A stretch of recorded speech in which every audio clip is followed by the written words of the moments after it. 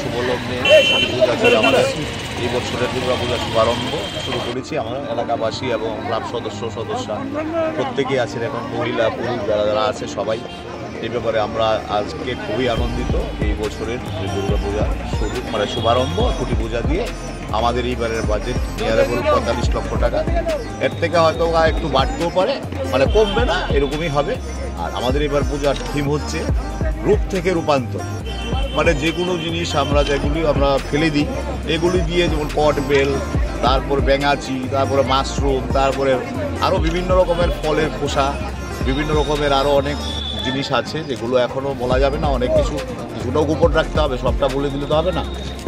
সেই আর এবার আমাদের প্যান্ডেল করছে নদিয়ার ভৌমিক ডেকোরেটর। আমাদের এবার মৃৎশিল্পী এখানকার ত্রিপুরার উদীয়মান শিল্পী শৈলন দাস এবং আমাদের স্থানীয় আলোকসজ্জা থাকবেন এই আড়ালিয়া যুবেন্দ্রনগরের স্থানীয় ডেকোরেটরও আমাদের আলোকসজ্জায় থাকবেন। সামাজিক কাজ কী করবেন? সামাজিক কাজ আমাদের এই তো কয়েকদিন আগে আমাদের যে এরকম